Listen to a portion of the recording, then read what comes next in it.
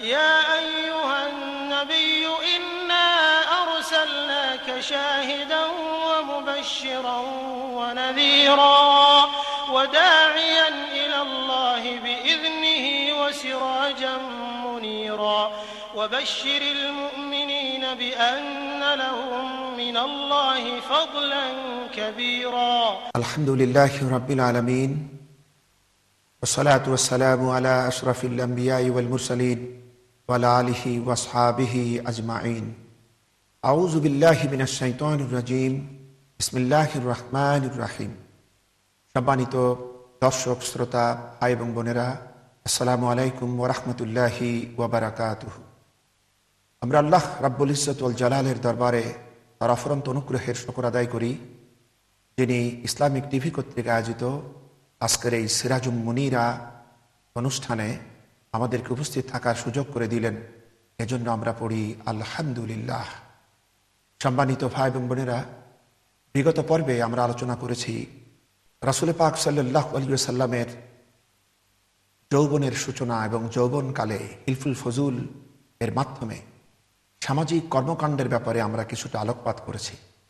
সেই আলোচনার ভিতরে সর্বশেষে গিয়ে আমাদের মা হযরত খাদিজা রাদিয়াল্লাহু তাআলা আনহার একটি গুরুত্বপূর্ণ কথা দিয়ে আমরা আপনাদের সামনে বোঝাতে চেষ্টা করেছি যে রাসূল পাক সাল্লাল্লাহু আলাইহি ওয়াসাল্লাম নবুয়তের পূর্বে কি ধরনের সমাজ গঠনমূলক মানবতার জন্য কতখানি তিনি নিবেদিত প্রাণ ছিলেন, কিভাবে তিনি কাজ করেছেন। এই হাদিসটি ছিল বুখারী শরীফ প্রথম খণ্ডে ওহীর সূচনা অধ্যায়ের ৩ নম্বর হাদিস।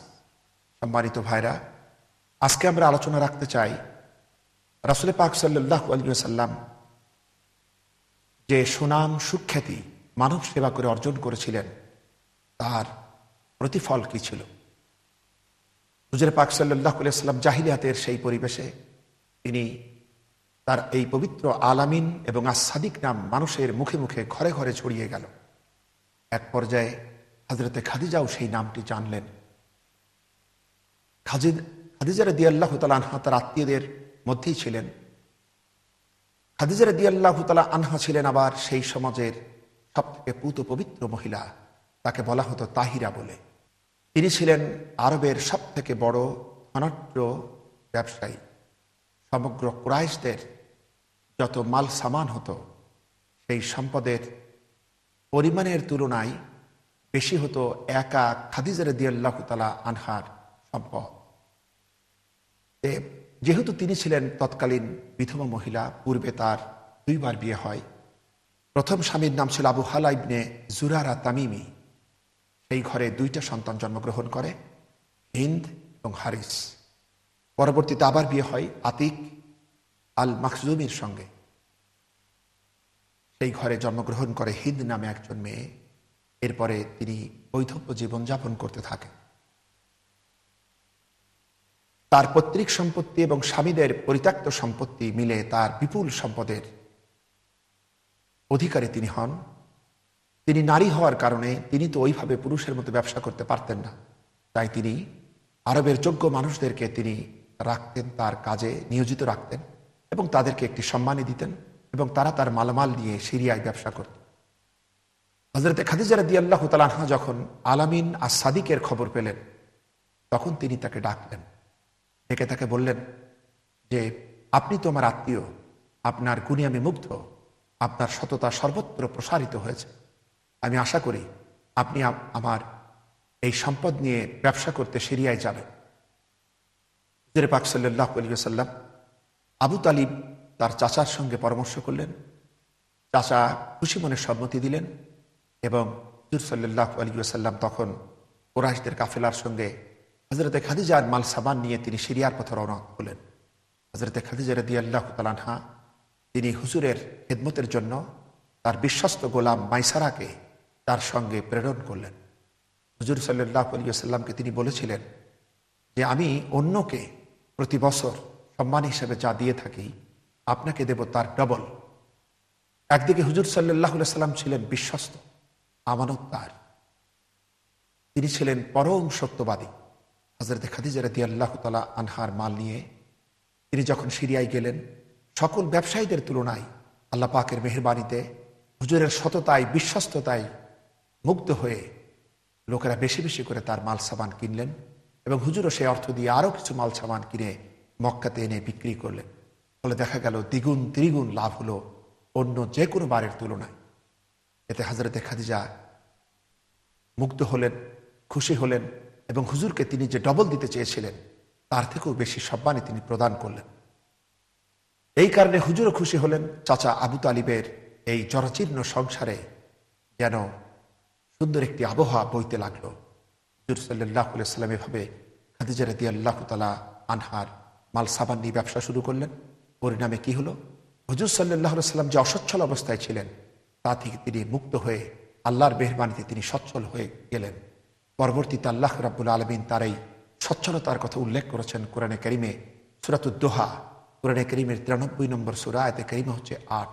এখানে আল্লাহ পাক বলছেন, ওয়াজাদাকা আইলান ফাআগনা, আমি কি তোমাকে নিঃস্ব অবস্থায় পাইনি? এরপরে আমি তো তোমাকে সচ্ছলতা দান করেছি। সম্মানিত ভাইরা, হুজুর সাল্লাল্লাহু আলাইহি ওয়াসাল্লাম সচ্ছল হয়ে কার প্রতি অকৃতজ্ঞ হন নাই, বরং তিনি পুরাপুরি কৃতজ্ঞই ছিলেন।